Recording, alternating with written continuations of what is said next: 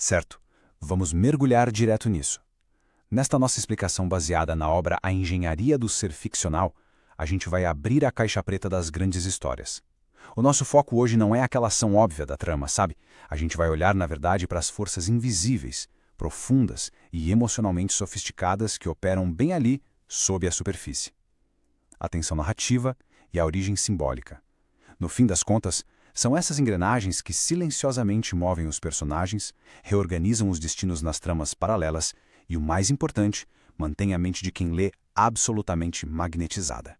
Tem uma frase no texto que diz o seguinte: toda tensão nasce de algo não resolvido. Toda escolha carrega uma origem esquecida. Genial, né? E isso dita o tom da nossa investigação. Mostra de um jeito brilhante que a narrativa é, no fundo, um espelho das nossas próprias profundezas emocionais enterradas. Não é só uma simples sequência mecânica de eventos. Estamos falando de impulsos primários que estruturam a própria essência de um personagem, muito antes dele dar o primeiro passo na história. E aí a gente precisa recalibrar o que entendemos por tensão. O material de origem deixa muito claro. Tensão não é só um conflito de roteiro ou uma briga qualquer entre protagonistas. É uma energia estética invisível. O autor traz um conceito que é um verdadeiro achado, as chamadas quase-necessidades ilusórias. São impulsos emocionais tão absurdamente intensos que a força simbólica deles ultrapassa a realidade objetiva da história. Essa exuberância toda desestabiliza o enredo principal, obriga o personagem a buscar uma transformação profunda e faz com que cada atitude dele pareça incrivelmente real e urgente para nós. Imagina uma cena meio abstrata, com fios luminosos se rompendo e se conectando no escuro. É uma forma bem poética de ilustrar como o tecido de uma história costurado. Pensa nessa energia estética exatamente assim, como fios invisíveis. O texto original fala sobre a importância de manipular e desestabilizar sensações. Nesse espaço simbólico criado pela tensão, pedaços de várias micro-histórias são puxados, rompidos e reconectados. É usando esses fios que um autor brilhante consegue amarrar as tramas mais variadas sem deixar a obra perder o sentido. Na prática, dominar a narrativa exige um ritmo muito dinâmico, quase imprevisível. O autor não vai simplesmente criar uma tensão e deixá-la lá estática. A coisa funciona em 3 passos. Primeiro, ele introduz tensões emocionais bem específicas. Depois, ele quebra a linearidade com alterações bruscas.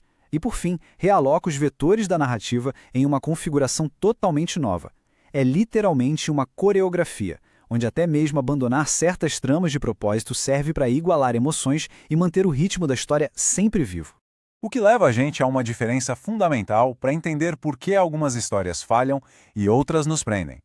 De um lado, temos as subtramas autônomas, que são como ilhas, distrações que não levam a lugar nenhum. Do outro, as subtramas convergentes. O material adverte categoricamente que as partes secundárias de uma narrativa nunca devem ser autossuficientes. Elas precisam ser fragmentos organicamente puxados para o tema central. Toda ação paralela tem que alimentar a fogueira da tensão principal, mesmo que de um jeito indireto. E como a gente garante que essas tramas não se percam completamente? O texto aponta limites essenciais: vínculos espaciais e simbólicos, elasticidade controlada e permeabilidade. Pensa nisso como um elástico. As histórias paralelas podem e devem esticar, dando espaço para os personagens expressarem seus dramas, mas a elasticidade tem um limite. Se esticar demais, arrebenta. Os vínculos simbólicos garantem que essas tramas não se descolem do núcleo da história. É esse equilíbrio cuidadoso que traz aquela profundidade estética que nos encanta. Mas pensa bem, isso levanta uma questão gigantesca. De onde é que vem, afinal, esses impulsos que movem as tramas paralelas? Se cada atitude concluída ou suspensa reflete uma lógica interna do personagem, onde estão escondidas as raízes secretas dessas ações? Qual é a centelha que acende essas quase necessidades ilusórias? A resposta está na nossa transição para a segunda grande ideia dessa análise, a fonte e a origem. Pensa em portas antigas se abrindo e revelando raízes bem profundas que vão tomando a forma de rostos humanos. Para uma atitude ser crível, o autor precisa captar os movimentos internos que ligam cada escolha a uma origem muito anterior. Não basta só inventar uma ação no presente, tem que descer até as raízes que formam a fundação emocional do ser ficcional. Essa origem simbólica é basicamente o DNA do personagem. São aquelas estruturas inaugurais, os traumas silenciosos, os desejos antigos e os eventos marcantes lá da concepção dele. Toda atitude que soa genuína e crível em uma narrativa está amarrada de um jeito totalmente invisível a essas experiências primárias e carregadas de afeto. Investigar e ativar esses eventos iniciais é exatamente o que faz um impulso bater tão forte com o eixo da história. Beleza, agora vamos avançar para o que talvez seja o conceito mais fascinante e sofisticado de todos. Vamos sair um pouco do mundo interno do personagem e entrar nos corredores infinitos da mente de quem lê a obra. O texto propõe que a conexão entre as raízes do personagem e a trama não acontece apenas no papel. Ela acontece num espaço mental vivo, infinito e brumoso. O processo de rememoração ativo de quem está ali acompanhando a narrativa. O leitor não é mero receptor, mas um agente de uma força interna de recordação espontânea. Essa frase captura a essência mágica da literatura. Quem lê não está ali só esperando a história mastigada como um receptor passivo. Pelo contrário, é um agente ativo.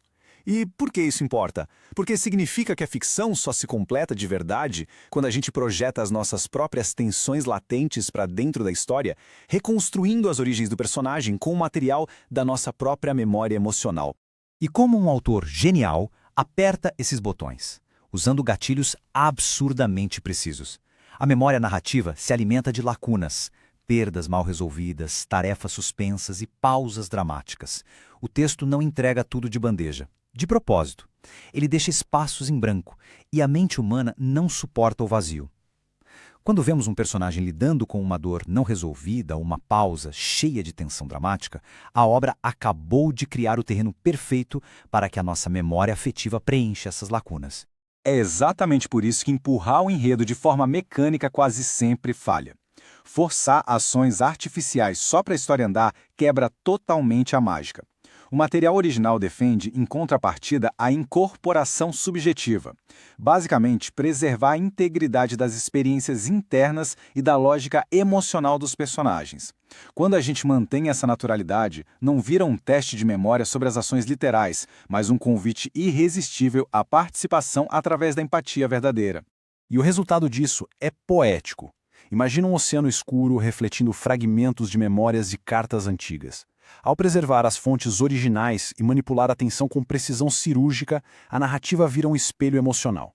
Ao reconhecer na trajetória dos personagens os reflexos de hesitações, dores e esperanças humanas universais, a leitura transcende o texto impresso. Ela se torna um espaço compartilhado, ecoando na vivência estética mais profunda de quem interage com a obra. O que deixa a gente com aquela pulga atrás da orelha para terminar. Quando acompanhamos a jornada de um personagem, ancorada nessas tensões invisíveis e origens tão profundas, estamos apenas testemunhando uma obra de ficção? Ou será que, na verdade, estamos explorando as ruínas, os ecos e os desejos silenciados dentro da nossa própria mente? A verdadeira engenharia da ficção, pelo visto, é, antes de tudo, a engenharia da nossa própria natureza humana. Tomara que esse mergulho tenha oferecido uma lente totalmente nova para enxergar as narrativas poderosas. A gente se encontra na próxima.